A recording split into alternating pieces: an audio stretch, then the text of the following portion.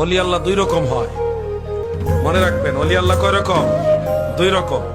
একরকম ওলি আল্লাহ হলো যারা রাসূল পাকের শরীয়ত প্রতিষ্ঠা করেছেন এবং শরীয়তের উপরে নিজেও ইস্তেকামাত ছিলেন, মানুষকেও শরীয়তের উপরে রেখেছেন, পাশাপাশি ইলমে মারফত শিক্ষা দিয়েছেন।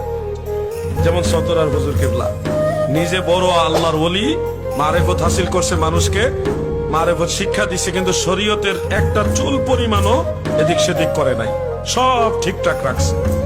এই ধরনের ওলি আল্লাহ হলো সবচেয়ে বেশি অগ্রগণ্য, প্রাধান্যর যোগ্য।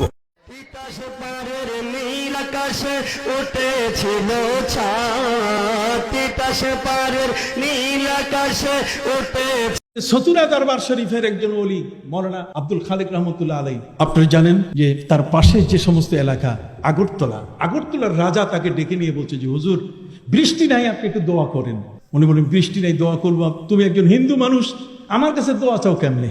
কয় হুজুর হিন্দু হই আর বৌদ্ধ হই, আমি জানি যে মুসলমান হাত তুলে আল্লাহ কবুল করে, আপনি দোয়া করেন। উনি দোয়ার জন্য বললেন একটা পুকুর দেখায় দাও। ওই পুকুর কোথায় দেখাবো, সব শুকাই গেছে। পুকুরের উপরে দাঁড়াইয়া তিনি দোয়া শুরু করলেন। দোয়া শুরু করার সাথে সাথে বৃষ্টি শুরু হয়ে গেল।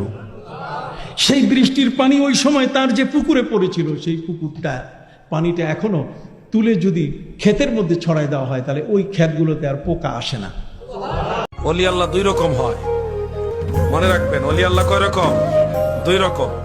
একরকম ওলি আল্লাহ হলো যারা রাসূল পাকের শরীয়ত প্রতিষ্ঠা করেছেন এবং শরীয়তের উপরে নিজেও ইস্তেকামাত ছিলেন, মানুষকেও শরীয়তের উপরে রেখেছেন, পাশাপাশি ইলমে মারফত শিক্ষা দিয়েছেন।